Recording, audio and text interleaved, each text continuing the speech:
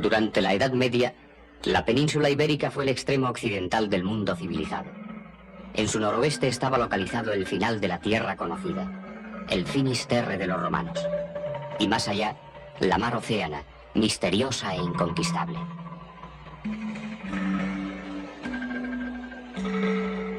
Esta es la historia de Galicia y Portugal en la Edad Media. Quizás sea este el periodo más significativo e importante de la historia gallega. Y para comprenderlo, es necesario tener en cuenta, por un lado, la decisiva situación periférica y marítima de Galicia. Por otro, es muy importante tener presente otro factor, la herencia céltica. El eje racial y psicológico de Galicia es celta.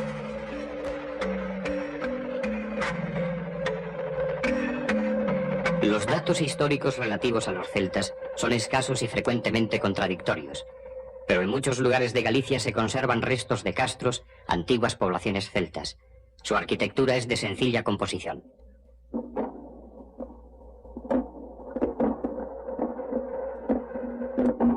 Los celtas no tenían conocimientos agrícolas desarrollados y se dedicaban al pastoreo y a la recogida de frutos.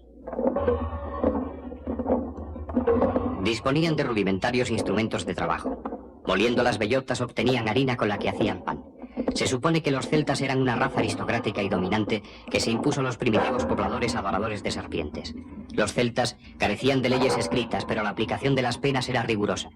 Los condenados a muerte eran despeñados por los acantilados, pero si sobrevivían a esta prueba tenían derecho a conservar la vida, aunque alejados de la comunidad.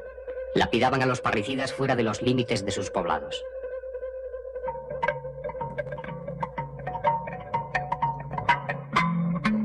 En piedras sagradas, inmolaban machos cabríos a una divinidad guerrera a la que honraban bailando en los plenilunios. En las tribus había sacerdotes y adivinos que practicaban la ciencia augural, investigando el futuro en el vuelo de las aves, la dirección de las llamas sagradas y la inspección de las vísceras. Su profundo sentido de la naturaleza les hacía considerar divinidades a muchos elementos naturales.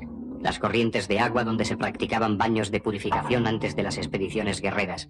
También había fuentes misteriosas de gran poder que sanaban enfermos o envenenaban según los méritos de quienes en ellas bebían. La misma tierra podía ser sagrada.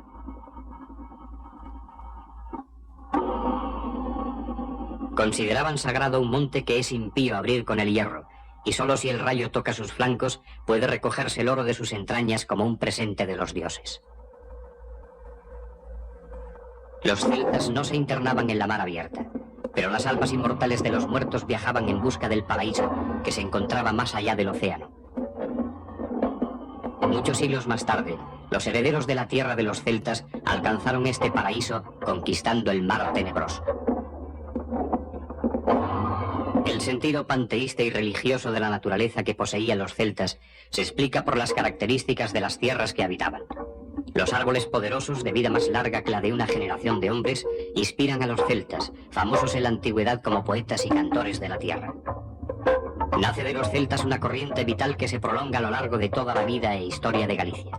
Percepción vívida de la realidad, capacidad para interpretar en formas plásticas de gran emoción lírica los sentimientos de la vida cotidiana. Existen en los países europeos de origen celta tradiciones y sentimientos comunes a todos ellos.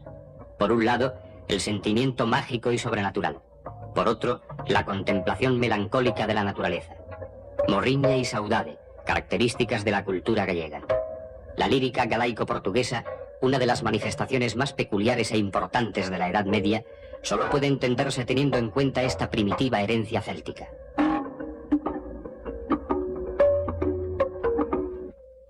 Otro fundamental sentimiento celta que siglos más tarde se fundirá con el cristianismo, la creencia en la inmortalidad del alma, el animismo. Las almas errantes en las noches otoñales no son enemigas de los vivos, sino sus compañeras propicias que necesitan el depósito de limosnas y alimentos, aunque solo sea como homenaje y recuerdo. Si las ánimas conviven apaciblemente con los vivos, ¿por qué no van a estar los cementerios en el centro de las poblaciones, rodeados de viviendas?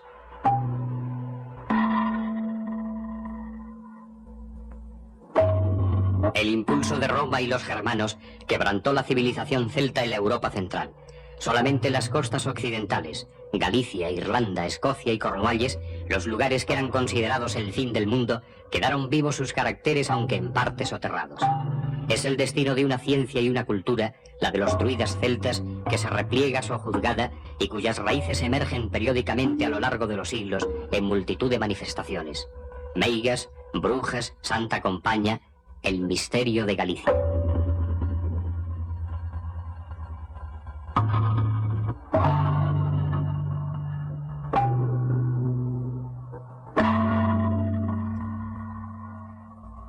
Todavía pueden verse en Galicia perfectamente conservados poblados celtas como el de Cebreiro, ahora convertido en museo, pero hasta hace pocos años habitado como en épocas milenarias. Los poblados celtas estaban situados en lo alto de las colinas, defendidos por 1, 2 y hasta 3 recintos fortificados. Su característica principal son las casas, pallazas de planta circular o ovalada, repartidas irregularmente por el recinto del poblado, sin un principio orgánico de urbanización. Originariamente cabañas de ramajes y barro, pasaron más tarde a ser edificadas con piedra en su parte inferior, con aparejo poligonal, pero mantuvieron el techo cónico fabricado con paja.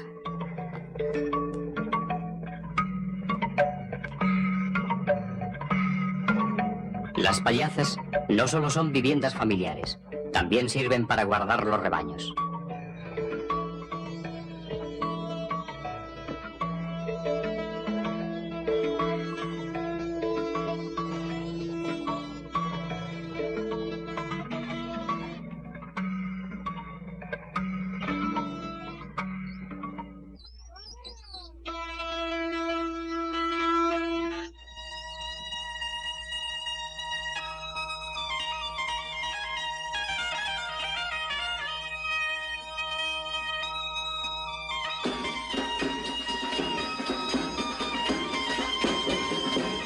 En todas las manifestaciones folclóricas del pueblo gallego se puede rastrear la presencia viva, aunque en estado latente, de una inspiración de raíz celta que ni el tiempo ni las invasiones lograron borrar. Observamos una misma resistencia a desaparecer en los rasgos étnicos de la raza celta. A medio camino entre el nórdico y el mediterráneo, el hombre gallego se distingue por su cabeza redonda, de cara y nariz anchas, por sus ojos color avellana con matices verdes o grises, su cabello castaño claro, su cuerpo ancho y fuerte y su mediana estatura.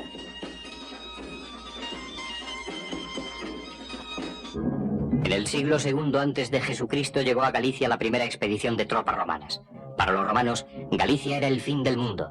Las legiones de Décimo Junio Bruto, procónsul de la Hispania ulterior, al ver en Finisterre hundirse el sol en el horizonte del océano, sintieron un religioso terror.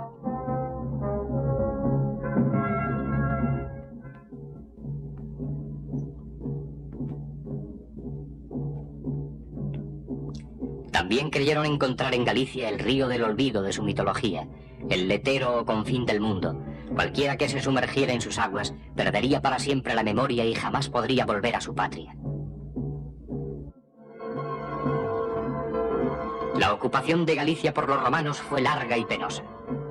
Las tribus celtas contaban con magníficos guerreros que, montados en sus fuertes caballos asturcones, asaltaban por sorpresa los campamentos y se dispersaban rápidamente por los montes envueltos en la niebla, después de haber matado cuantos soldados podían. La resistencia gallega terminó el año 26 a.C. en la célebre campaña del Monte Medulio, aún no claramente identificado. Fueron los romanos los primeros en dar el nombre de Hispania a la península. Pusieron el cimiento de una nación sobre la dispersión tribal. Su influencia fue decisiva. Trajeron sus leyes, trajeron sus ejércitos, trajeron su administración. Galicia, sin alcanzar la romanización de otras provincias como la Bética, la aceptó en mayor grado que Vasconia. Es decir, que en Galicia, si bien existían una administración y unas leyes romanas, la esencia de las formas de vida de sus habitantes seguía siendo la antigua. Los romanos, geniales constructores de caminos, utilizaron 2 vías de penetración en Galicia. Una era marítima y enlazaba las poblaciones de las rías. La otra, terrestre, fue el origen del más recorrido de los caminos europeos del medievo, el Camino de Santiago. Los romanos sacaron el oro del Sil, el hierro de los montes, los fuertes caballos asturcones y el elemento humano para las legiones y los grandes trabajos.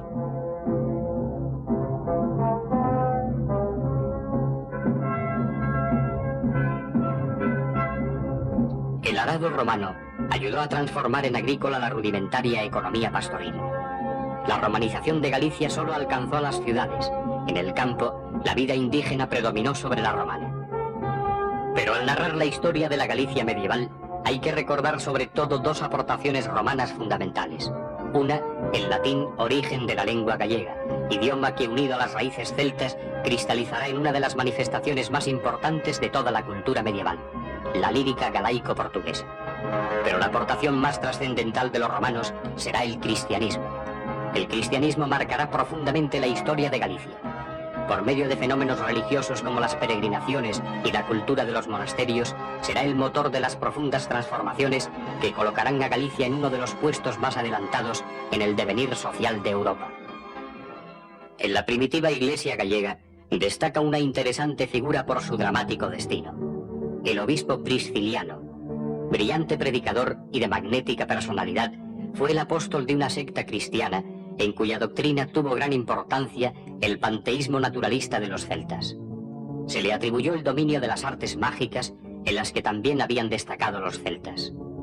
Condenado a muerte por hereje, fue decapitado junto con algunos discípulos, entre los que se encontraba Latroniano, el primer poeta gallego de nombre conocido.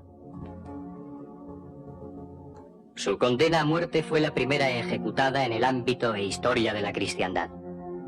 El priscilianismo es un episodio de gran interés en el que por primera vez Galicia aparece influyendo en la historia de Occidente. Los discípulos de Prisciliano trajeron su cuerpo desde Treveris, Germania, a Galicia, y en tierra gallega lo sepultaron misteriosamente.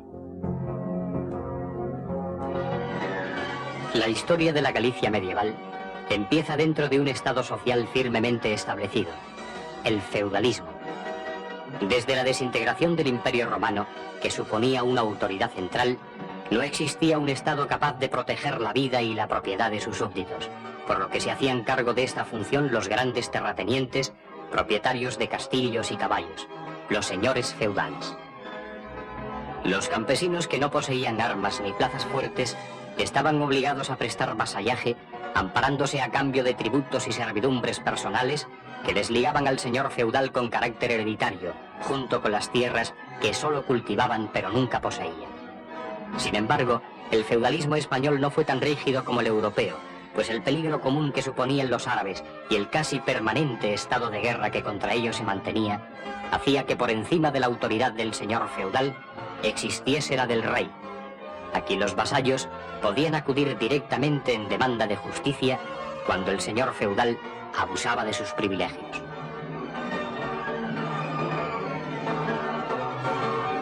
En Galicia, los más poderosos señores feudales fueron los obispos de Santiago, Mondoñedo, Tui y Orense, así como los abades de los monasterios benedictinos. El apóstol Santiago fue muerto en Jerusalén. Sus discípulos trajeron el santo cuerpo a Galicia, extrema tierra, simbólicamente elegida para su predicación por el apóstol. Enterrados, los santos restos permanecieron sin ser descubiertos durante 8 siglos. Las estrellas que descendían sobre una roca en el campo fueron la clave del descubrimiento. Compostela fue el nuevo nombre de ese lugar. Según la tradición, en el reinado de Ramiro I se dio la batalla de Clavijo, en la que las tropas musulmanas iban causando grandes pérdidas a las cristianas, poniendo en grave riesgo la continuidad de la reconquista. Los soldados cristianos, diezmados, se batían en retirada. Los obispos consejeros del rey acordaron pedir la ayuda divina por intercesión de Santiago, que ya era muy venerado por los cristianos españoles. Por la noche, Santiago se apareció al rey, a quien prometió su ayuda. Al día siguiente, en medio del combate, Santiago apareció montado en su blanco corcel, causando tal terror a los moros que estos se retiraron dejando el campo a los cristianos. Agradecido por la ayuda concedida, Ramiro proclamó al apóstol patrón y protector de España. Al grito de Santiago y cierra España, se libraron muchas batallas durante la reconquista de la península. El descubrimiento surgieron a lo largo de las vías de peregrinación. Reuniendo a su auditorio ante las puertas de las iglesias, los juglares actuaban como portavoces de los monjes. pues estos, para hacer propaganda de sus iglesias o monasterios, ponían interés en divulgar las historias de los grandes personajes que por ellas habían pasado. Así nació seguramente la leyenda que supone a Carlomagno, primer peregrino de Compostela, y que fue recogida en la crónica atribuida al obispo Turpín. El emperador recibió aviso del propio Santiago y vio en la noche estrellada un camino en el cielo, que iba a ferir en Galicia, en aquel lugar donde o corpo de Santiago yacía escondido. Mítica es la peregrinación de Carlomagno, pero real la de San Francisco de Asís, que fundó en Compostela su primer convento español.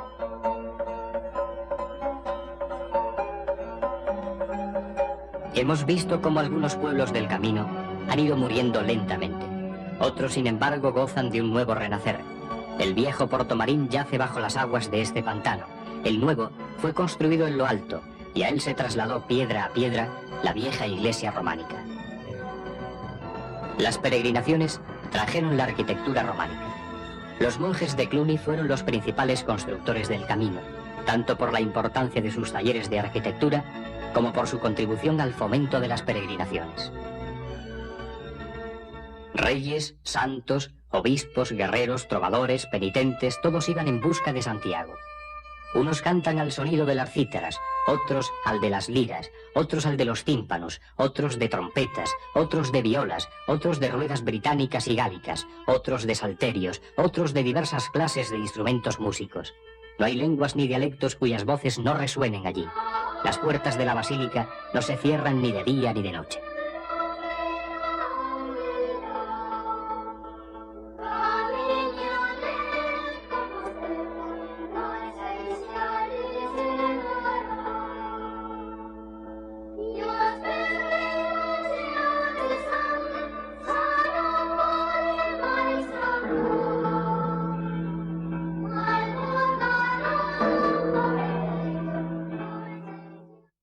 Ante esta cruz llamada dos farrapos de los harapos depositaban los peregrinos sus destrozados sayales, que eran bendecidos y después quemados. Los monjes de Cluny pidieron al Papa Calixto II que dictara un ordenamiento para regular los derechos y deberes de los peregrinos. Así se escribió el Codex Calixtinus, en el que se contiene la primera legislación sobre albergues y que también es el primer libro turístico del mundo por la descripción de los lugares de interés que se podían visitar por la ruta jacobea antes de llegar a Santiago. El Concejo de Santiago se encargaba de que se cumplieran los reglamentos de hospedajes. Cualquier mesonero que tenga por oficio albergar romeros y otras cualesquiera personas tenga tabla pública con seña para que sea conocido. Las casas que exhibían estas marcas aseguraban a sus huéspedes buena comida, buen precio y que nadie les robaría mientras dormían. Dentro del desarrollo de las ciudades promovido por el Camino de Santiago, los judíos, que intuyeron el progreso de la vida en los burgos, tuvieron influencia en la creación de relaciones comerciales y oficios científicos. En Galicia contaron con florecientes aljamas desde el siglo X, sobre todo en La Coruña, Orense, Ribadavia, Pontedeume y Monforte. Los judíos ejercieron como cambistas dado el gran número de diferentes monedas que los peregrinos introducían en la península. También como médicos alcanzaron gran prestigio. Los reyes y los señores les protegían o castigaban según estuvieran o no necesitados de préstamos. Durante el reinado de Alfonso VI, el rey que desterró al Cid, la reconquista dio un paso de gigante. Muchos caballeros franceses vinieron a España a combatir a los moros debido a las buenas relaciones del rey con la Orden de Cluny. En 1093, una gloriosa expedición amplió los territorios cristianos al sur de Galicia, apoderándose sucesivamente de Santarém, Lisboa y Cintra. En esta campaña prestaron importantes servicios al rey dos caballeros de la ilustre Casa de Borgoña, Raimundo y Enrique. Como agradecimiento, el monarca concedió a Raimundo de Borgoña la mano de su hija legítima Urraca y el condado de Galicia. A Enrique de Borgoña su hija ilegítima Teresa y el condado de Portugal. Es esta la primera vez que Galicia y Portugal aparecen diferenciadas, aunque todavía como dos condados dependientes de la Corona de León. A la muerte del rey estalla un turbulento periodo de guerras civiles, pues Urraca, viuda de Raimundo y legítima heredera del trono castellano-leonés, se casa con Alfonso el Batallador, rey de Aragón. Este matrimonio fue desaprobado por los nobles gallegos, que quisieron imponer como rey al hijo de Urraca y Raimundo, nacido y educado en Galicia. Un personaje apasionante surge entonces, precursor de los príncipes del Renacimiento y gallego universal, el obispo Gelmírez de Compostela. nacido en las Torres del Oeste, participó activamente en las guerras civiles por el trono, apoyando ante todo los intereses gallegos y de su sede. Finalmente, consiguió el triunfo para el niño rey, que fue coronado solemnemente en la Catedral de Santiago como Alfonso VII. Su poder se acrecentó en consecuencia y Gelmírez dedicó sus esfuerzos a hacer de Santiago la capital religiosa e intelectual del occidente europeo.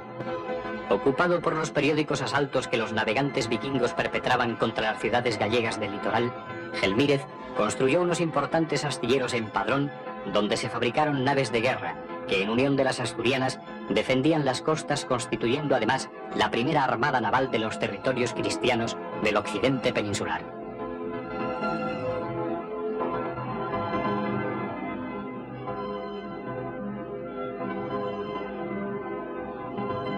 Gelmírez obtuvo de los papas Pascual II y Calixto II la sede arzobispal para Compostela y para sí mismo el título de legado pontificio. Santiago era ya la nueva ciudad santa de Occidente. Pero estos triunfos contrastan con las dificultades que encontró Gelmírez para gobernar a sus súbditos. Si, como hemos visto, las peregrinaciones hicieron nacer una nueva clase ciudadana opuesta e independiente del poder feudal, se puede comprender que en Santiago de Compostela, la ciudad más importante del camino, los órganos de gobierno popular del burgo tuvieran fuerza para oponerse a su señor feudal, el obispo. Por este motivo, estalló en Compostela contra Gelmírez la primera revolución burguesa. El arzobispo estuvo a punto de morir y tuvo que huir de la ciudad que durante un año estuvo gobernada por burgueses. Gelmírez protagoniza un turbulento periodo representativo de la Edad Media galaico-portuguesa. En muchos lugares de Galicia, aún los más escondidos, nos sale al encuentro una de las máximas expresiones culturales durante el medievo, el arte románico. El románico es el estilo arquitectónico característico de la sociedad feudal de la Alta Edad Media. Sus manifestaciones se conservan en toda la Europa occidental, pero hay que subrayar que fue Galicia la región que determinó esa expansión por todo el occidente cristiano. A lo largo del Camino de Santiago, ruta de peregrinación de la cristiandad occidental, se fue desarrollando el románico, que probablemente no nació en Galicia, pero que debe su auge europeo al anhelo de imitación compostelana que las peregrinaciones a Santiago despertaron en Europa. Para comprender el carácter voluminoso, serio y grave del arte románico, hay que situarlo como producto de un tipo de sociedad, la feudal, de características bien definidas, clases sociales rígidamente estructuradas, economía autárquica que solo produce lo necesario para el propio abastecimiento, y pensamiento conservador que se impone sobre el arte y la ciencia de la época. La Iglesia, robusta en su fe, garantiza los valores supremos de la vida y el espíritu. Estando el mundo hecho dentro de un orden divino, sería pecado de orgullo quererlo cambiar. El artista que depende en su trabajo de los obispos y monasterios ha de interpretar la ideología de este sistema dominante mediante formas eternamente válidas. Las formas arquitectónicas del románico no son modificaciones de estilos anteriores. El arte de la construcción apenas sí se desarrolló durante la dominación en España de los suevos y los godos, de tal forma que el románico tuvo que surgir casi de la nada gracias a los talleres de arquitectura que la Orden de San Benito tenía en sus monasterios. Los monumentos románicos que se conservan en Galicia son casi exclusivamente religiosos. En el desarrollo de Galicia, durante la Alta Edad Media, tuvo principal intervención la orden benedictina que fundó numerosos monasterios. Los monjes de Cluny y del Cister dejaron huella profunda en la historia gallega. Más tarde se establecieron también las órdenes mendicantes, franciscanos y dominicos. Los monasterios fueron una de las formas de asentamiento humano en los territorios conquistados o que nunca habían sido ocupados. El desarrollo del Camino de Santiago también fue motivo para la fundación de monasterios en los que se atendía a los peregrinos. Situados en la ladera de un monte o en el fondo de un valle, en los monasterios vivían monjes procedentes de clases nobles que practicaban trabajos manuales como ejercicio de humildad y servidumbre penitencial. Otros monjes de origen plebeyo encontraban en los monasterios la salida que les permitía escapar a las presiones de sus señores feudales, mejorando su estado social.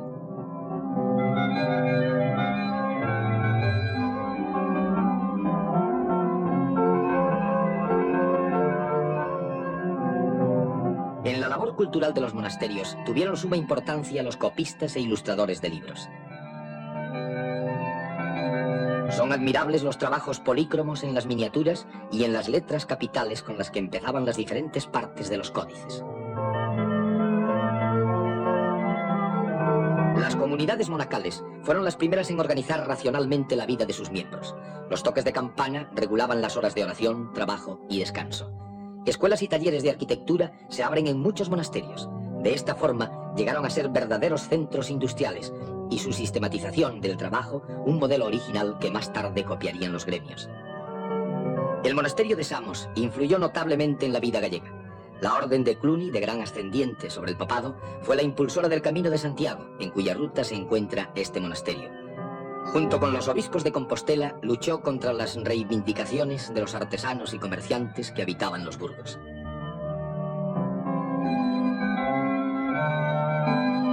El monasterio de Montederramo es un ejemplo patético de la decadencia de un sistema social. A su primitiva estructura románica se fueron añadiendo elementos de otros estilos que el tiempo y el descuido han ido derruyendo.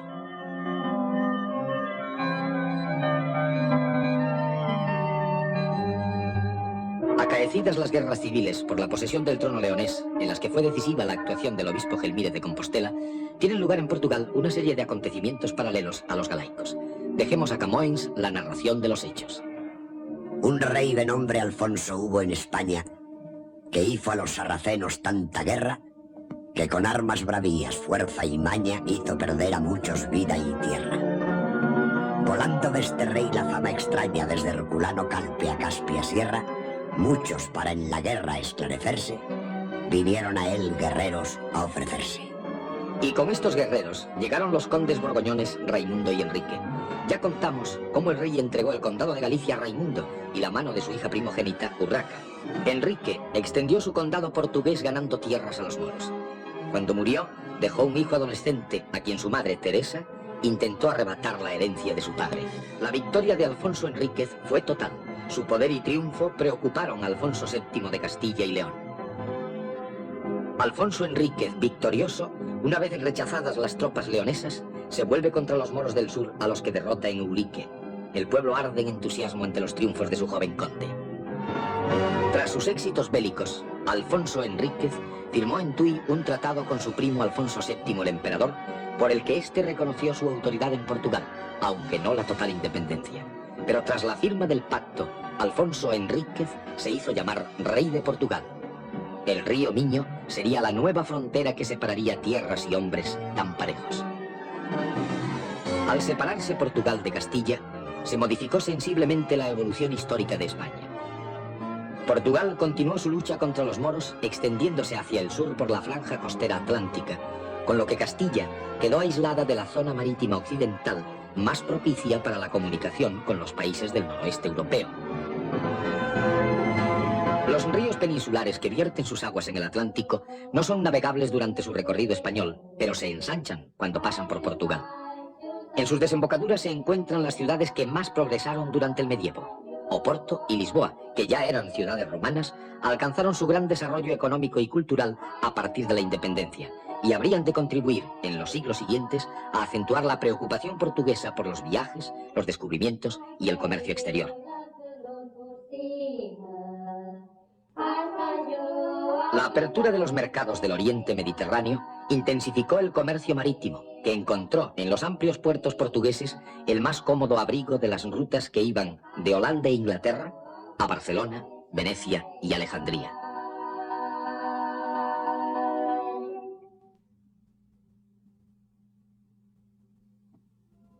Y tú, noble Lisboa, que del mundo eres sin duda alguna la princesa, que fundación viste del facundo por cuyo engaño fue Dardania presa, tú, a quien debe obediencia el mar profundo, te rendiste a la fuerza portuguesa, que tuvo ayuda de la fuerte armada de boreales costas enviada.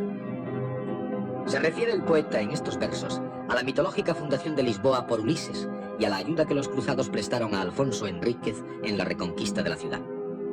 En los puertos portugueses se crean importantes flotas comerciales, desarrollándose un sistema económico que no se conforma con el abastecimiento de la propia población, sino que busca nuevos productos para el intercambio de mercancías con todo el mundo. Mientras en Galicia, y sobre todo en Castilla, predomina una economía autárquica que produce o compra bienes para su consumo, en Portugal se desarrolla el nuevo pensamiento económico y cultural que prepara el terreno para la época de las grandes conquistas ultramarinas. Pero la separación política no trae consigo una profunda diferenciación cultural entre Galicia y Portugal. Las costumbres populares y el folclore siguen caminos paralelos, y el idioma es el mismo. El rey Alfonso el Sabio de Castilla escribe sus bellas cantigas a Nuestra Señora en el mismo idioma galaico-portugués que el rey poeta Don Dionís utiliza para redactar sus elegías. Don Dionís era hijo de Alfonso el Bravo, que terminó la reconquista peninsular portuguesa. Don Dionís fue un rey protector de la cultura y la ciencia. Fundó la Universidad de Coimbra, donde estableció estudios de literatura y medicina. Tras la separación de Portugal de la corona leonesa, cuentan las crónicas compostelanas que una serie de factores produjeron la afirmación en Galicia del sentido de la vida burguesa y ciudadana frente al feudal. Los reyes Fernando II y Alfonso IX, educados en Galicia, concedieron a muchas ciudades crecientes facultades para su autogobierno. Coincidiendo con esta etapa, ocuparon la sede de Santiago varios obispos interesados en el Pía de Molina. Fue nombrado adelantado el infante don Felipe, que influido por su mayordomo Suárez de Deza, apoyó a los ciudadanos del Burgo compostelano contra el poder de Berenguer, monje cluniacense francés, a quien el Papa nombró arzobispo de Santiago para que dominara la indisciplina de los vasallos de uno de los principales centros de la cristiandad.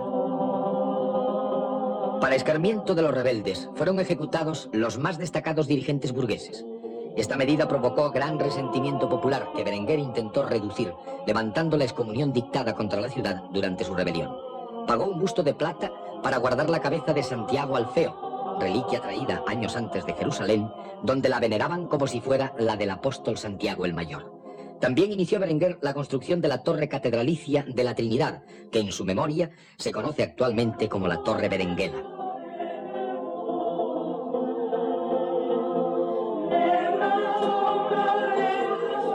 Berenguer logró dominar a los burgueses de Santiago, pero a su muerte se reprodujeron más o menos sordamente las escaramuzas revolucionarias. Los concejos de las ciudades se asociaron en la Hermandad de los Concejos de León y Galicia, que planteó ante el rey sus reivindicaciones contra los obispos. Estos se unieron en una contrahermandad y los pleitos se sucedieron mientras continuaba adquiriendo creciente impulso la conciencia del poder burgués y ciudadano.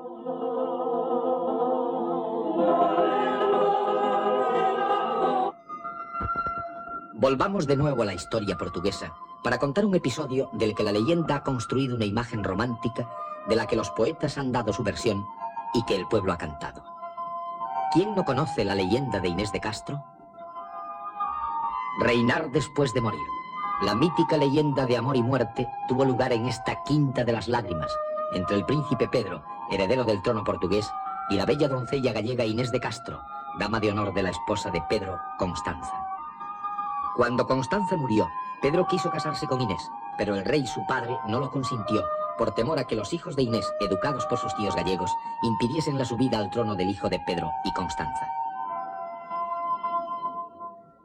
Pedro e Inés no pudieron casarse, al menos ante los ojos de todos, pero se retiraron a esta hermosa residencia en las orillas del Mondego, donde vivieron felices durante varios años. Viendo el rey padre que después de su muerte Pedro podría casarse con Inés y conceder el reino a algún hijo de ésta, decidió con sus consejeros que Inés debía morir. Aprovechando la ausencia de Pedro, los conjurados para matar a Inés llegan a la Quinta de las Lágrimas. El rey se conmueve ante la belleza de Inés, pero los consejeros aportan graves razones de estado para consumar la muerte. Tras morir su padre, Pedro ocupó el trono. Reunió cortes y declaró haberse casado en secreto con Inés, cuyo cadáver coronó. Acusó a los ejecutores de la muerte de haber asesinado a la reina de Portugal. Les persiguió y les dio muerte entre crueles tormentos. Pedro hizo trasladar los restos de Inés al monasterio de Alcobaça, con un cortejo que conmovió al pueblo. Mulas blancas tiraron del carro fúnebre, en tal forma cubierto de rosas que parecía un gigantesco ramo en movimiento. 2 tumbas había mandado construir Pedro en este hermoso monasterio. Una para Inés y otra para sí mismo, una frente a la otra, para que al despertar de nuevo a la vida el día del juicio final, pudiesen encontrarse sin tardanza. Así ha permanecido la leyenda. Sin embargo, cabría plantearse una serie de interrogantes aportadas por la actual crítica histórico-portuguesa. ¿Fue Inés de Castro la dama ingenua y enamorada que los poetas nos cantan? ¿O fue, por el contrario, el instrumento consciente que sus hermanos, los poderosos Castro, utilizaron para sus intereses políticos? ¿Fue la Quinta de las Lágrimas el idílico lugar donde se desarrolló una leyenda de amor? ¿O fue el apartado escenario favorable a una conspiración política? ¿La cruel decisión del padre de Pedro estaba o no motivada por un prudente deseo de mantener a Portugal íntegro e independiente? Queda al tiempo y a la investigación histórica la difícil tarea de dar una respuesta exacta.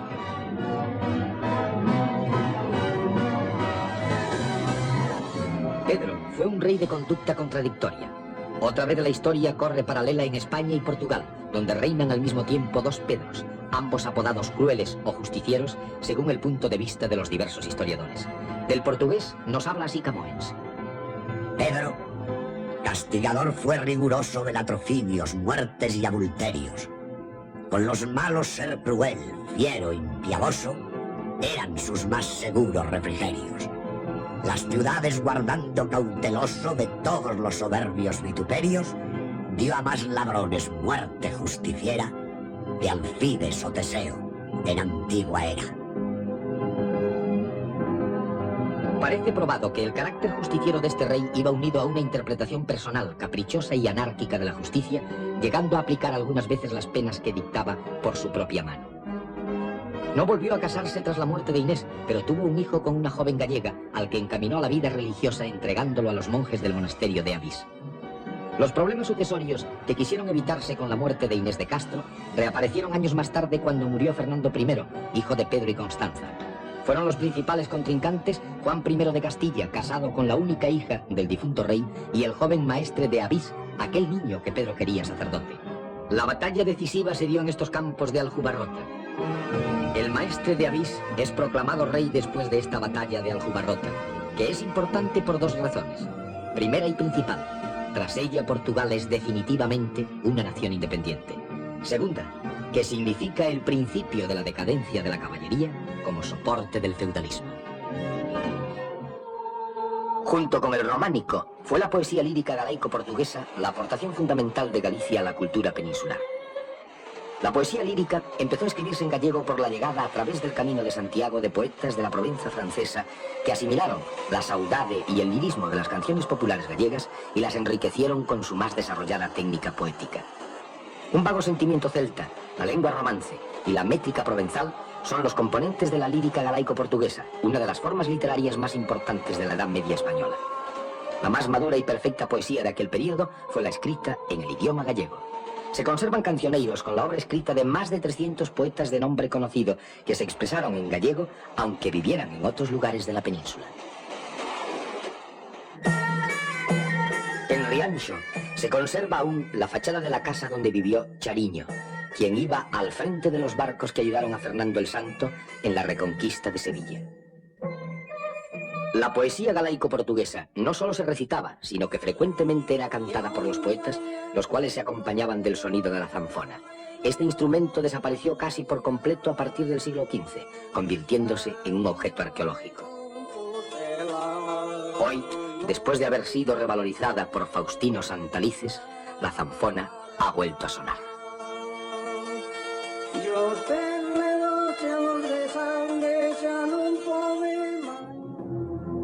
Si trágico fue el destino de Inés de Castro, reina después de muerte en Portugal, no lo fue menos el de su hermana Juana, reina por una noche en Castilla.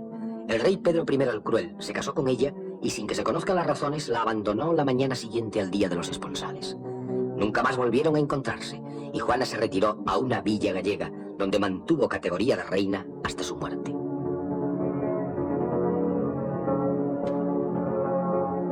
A pesar de esta afrenta, fue un hermano de Juana e Inés, Fernán Pérez de Castro, quien consiguió la unidad de todas las fuerzas gallegas en apoyo de Pedro el Cruel durante su largo pleito con Enrique de Trastámara por la posesión del trono castellano. Las nobles familias gallegas se unieron olvidando sus interminables disputas internas para defender un principio común, el de la legitimidad dinástica. El prestigio de Fernán Pérez de Castro logró que colaborasen con los nobles las fuerzas ciudadanas, y de este modo Galicia fue la única región española que permaneció fiel a Pedro a lo largo de los años que duró el conflicto dinástico. Muerto afrentosamente el rey en el sitio de Montiel, los gallegos siguieron sin reconocer la legitimidad del bastardo Enrique de Trastámara, ofreciendo la corona al rey Fernando de Portugal, descendiente de reyes de León. Fernando, de débil carácter, no supo competir en la breve pero ruda campaña que le enfrentó a Enrique y prefirió la paz y el abandono de sus pretensiones. De este modo, Galicia perdió su papel principal entre las regiones gobernadas por el rey de Castilla, pues tras su afirmación en el trono, Enrique de Trastámara nunca perdonó a los gallegos la fuerte oposición que contra él habían manifestado.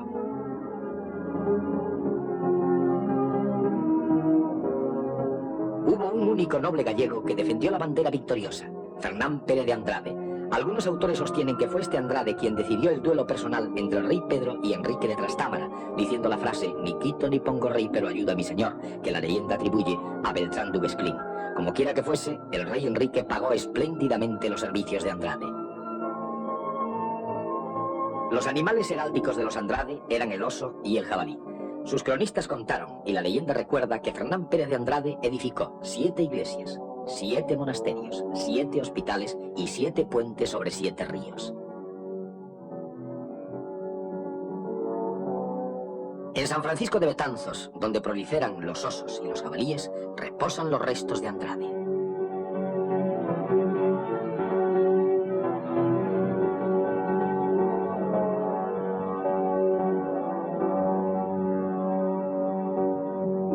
En el ábside mandó construir Andrade una representación de la resurrección de la carne y del juicio final. Entre los ángeles portadores de trompetas destaca uno que con una gaita también anuncia el juicio supremo. Junto a la muerte, la resurrección y el juicio mandó Andrade representar la vida. La imagen es la de una cacería. Parece ser que para Andrade la vida e incluso la muerte eran inconcebibles sin la inevitable presencia de osos y jabalíes.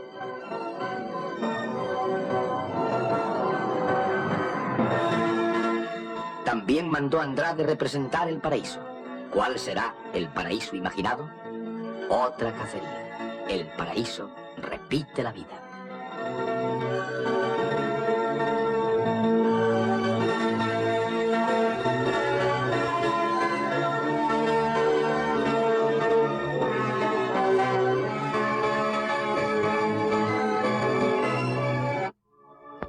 El gran monumento funerario de Andrade es uno de los más importantes del medievo.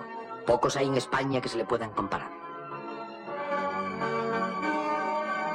El artista que labró su efigie supo imprimir en la piedra algo más que la representación física de su modelo. El carácter del personaje emerge de su rostro y nos hace comprender cómo era la vida de un poderoso noble en la época medieval. Todos los Andrades se distinguieron por el estilete acoplado en el dedo corazón de su mano derecha.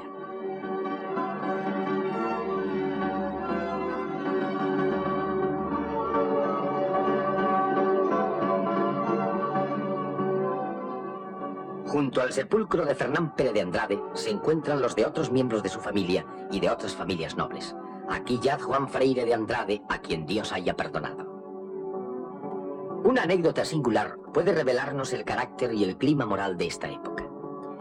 El canciller Pedro López de Ayala fue uno de los pocos que consiguió atravesar con fama de hombre honrado y de buen caballero el calamitoso siglo XIV. Sin embargo, este honrado canciller abandonó a Pedro el Cruel, al cual le debía su engrandecimiento y una brillante carrera, y se pasó al bando de Enrique de Trastámara, cuando las cosas iban mal para su señor. Cuando este hombre honrado, uno de los pocos hombres honrados, cuenta en sus memorias esta traición, no la oculta ni siquiera la intenta justificar. Simplemente dice que los fechos de don Pedro no iban de buena guisa y determinó abandonarle. Para justificar esta deserción, hubiera podido alegar múltiples razones, pero ni se le ocurrió que esto fuera necesario. El que las cosas de Pedro anduvieran mal le pareció suficiente para justificarse ante sus contemporáneos y ante la posteridad. La larga vida del canciller Ayala fue una obra maestra de engrandecimiento y medro personal.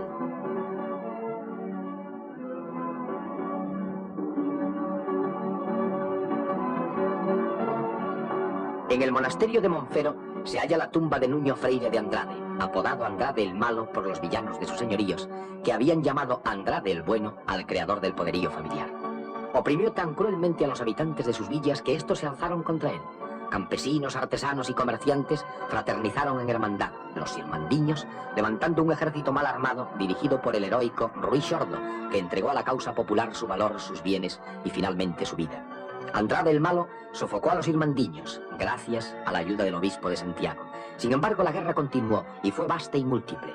Entre los sucesivos jefes que encabezaron las fuerzas irmandiñas, hay que destacar a un hidalgo que abrazó con idealismo la causa popular, Alonso de Lanzós. Lanzós era de Betanzos, de familia noble que siempre había vivido como satélite de los Andrade. Había jurado acabar con la casa de los Andrade y ella acabó con él. Lanzós fue encerrado en la torre de Puente de Hume, donde murió, según unos, de pena por haber sido derrotado, según otros, a causa de las torturas que le infligió Andrade. La situación geográfica de Galicia y las características de sus costas dieron lugar a que durante la Edad Media muchos gallegos se ocuparan en las faenas de la pesca. Unos simplemente para obtener los alimentos que consumiría su familia, otros para comerciar con los pescados enviándolos a las principales ciudades del interior.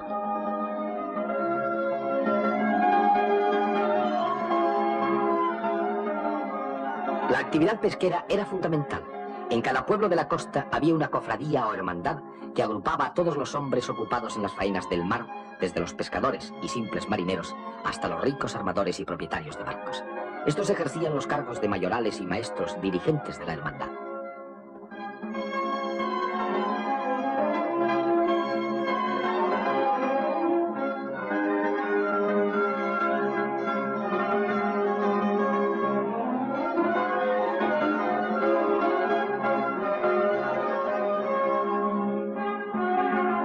Entre las lápidas de los diferentes gremios, también los pescadores mandaban representar el signo de su actividad.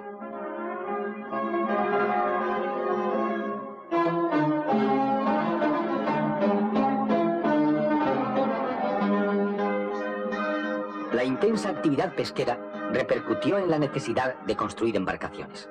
Como eran sencillas las cualidades que los barcos pesqueros exigían, no había grandes astilleros, sino que estos se desperdigaban por los pueblos de la costa, tal como aún hoy podemos encontrarlos en Galicia.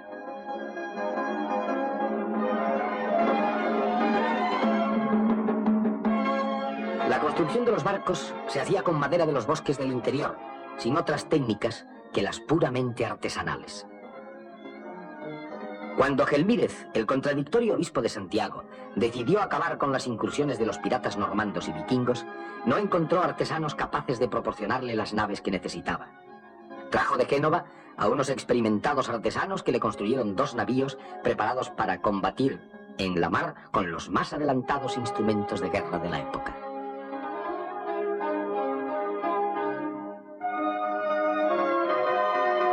El trabajo en común hizo comunes los intereses de los artesanos. Las asociaciones gremiales fueron progresando en deterioro del poder feudal y los reyes se apoyaron frecuentemente en ellas contra las pretensiones de los levantiscos nobles.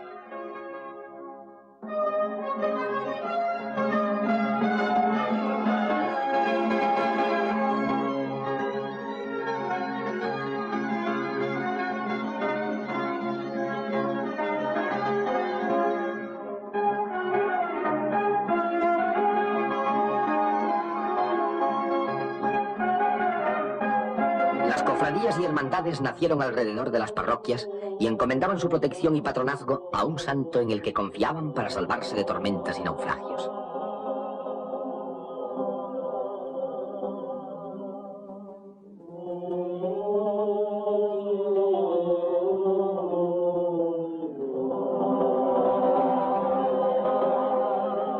Cuando las hermandades de cada concejo se asociaban con las de pueblos vecinos, sus funciones eran más complejas. Limpiaban los puertos, vigilaban la costa y ordenaban las labores pesqueras para evitar conflictos entre los barcos de diferentes propietarios.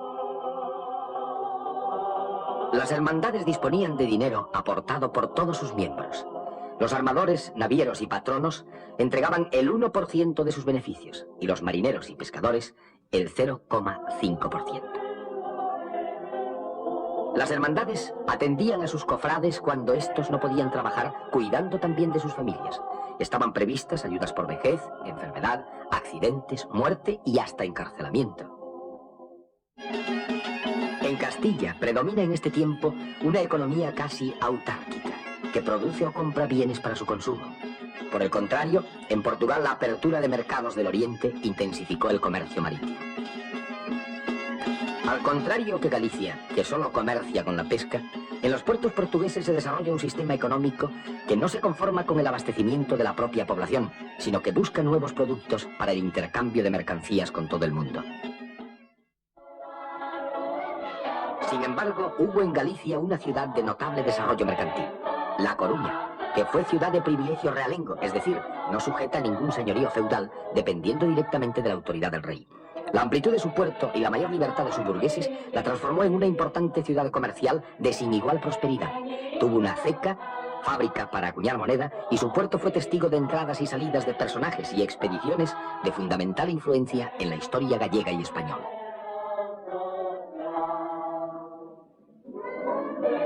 Pontevedra, hoy ciudad interior, tuvo durante la Edad Media un importante puerto comercial. También dispuso de importantes astilleros, en los que fue construida una nave que, bautizada La Gallega, fue llamada más tarde Santa María, y su quilla surcó las aguas del mar tenebroso hasta llevar a Colón al Nuevo Mundo. En las costas portuguesas se había desarrollado una marina fundamentalmente comercial. El rectilíneo litoral portugués atrajo a los puertos de Oporto y Lisboa a los navegantes del norte europeo, cuya presencia fomentó en Portugal un gran interés por los estudios geográficos. Llegada a su límite la posibilidad de expansión dentro de la península y asegurada la personalidad nacional, los portugueses trasladaron al mar sus ambiciones, preparando el glorioso destino descubridor que les esperaba. El infante don Enrique el Navegante fue el principal promotor de los viajes portugueses a principios del siglo XV. Las tierras fabulosamente ricas del Oriente eran el objetivo de las expediciones marítimas. El poder económico y político pasaría a manos de quienes trajesen a Europa las ricas mercancías y tesoros de las Indias. 5 años después de que Colón llegara a las Antillas, salió de Portugal Vasco de Gama, al frente de 3 naves que llegaron a la India bordeando la costa de África. Nacía un nuevo mundo, no solo geográfico, pues los descubrimientos y viajes significaron también un profundo cambio en la mentalidad y vida de la sociedad que los vivió. Desterrada por el hombre su concepción mágica del universo, tras los descubrimientos prevalece la visión racional de la realidad.